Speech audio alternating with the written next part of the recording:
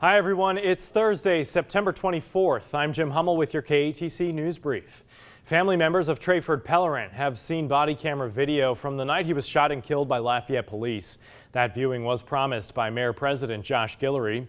The officers involved initially put up a challenge trying to prevent that viewing, but later dropped the case. Their identities were concealed in the video shown to the family. We have reached out to the Pellerin family attorney for comment about what they saw. We haven't heard back. Changes could be in store for the Lafayette Police Department's use of force policy. The proposed changes are in line with the 8 Can't Wait campaign. It's a national effort to address police violence, and work on these revisions, we're told, started in May after the death of George Floyd.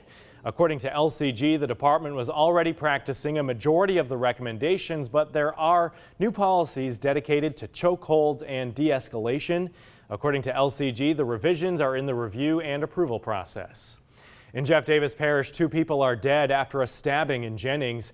It happened at a home near West Division and Down Streets. The victims have been identified as Kristen Thibodeau and David Audemars. Kendrick Nixon is under arrest and facing charges. Police say a fight over money led to that stabbing. In Lafayette, a teenager is now facing charges in connection to a deadly shooting at a convenience store on North University Avenue. The suspect is 17 years old, but their identity has not been released. Killed in the shooting was 18-year-old Damian George. The Department of Health is reporting 581 new cases of COVID-19 and 16 new deaths. 96% of the cases are community spread, and 30% of the cases are in people between the ages of 18 and 29. Despite the pandemic, expect a crowd in the Superdome for Sunday night's Saints game. The Saints will be hosting 750 family members of players, coaches, and staff. The crowd will serve as a test run of sorts for health and safety protocols that the team has been working on, and Governor Edwards and Mayor LaToya Cantrell have approved that test. It could cost up to $1.4 billion to restore power outages caused by Hurricane Laura. There are still around 8,000 homes and businesses without power in southwest Louisiana, and 3,500 of those are Entergy customers who could get power back by the end of the month.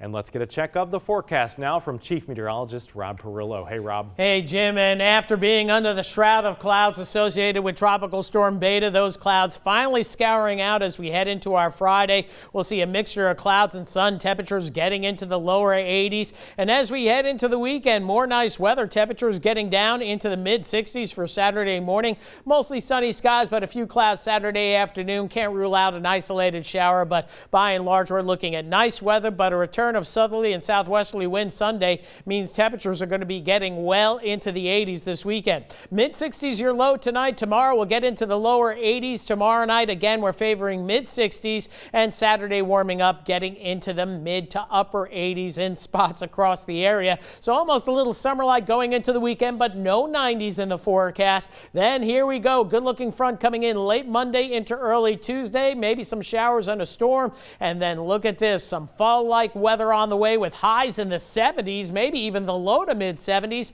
and overnight lows could eventually push down into the lower 50s. So some extended fall-like weather on the way, but it's about 4 or 5 days away at this point. That's it for right now. We'll be back with more in just a little bit.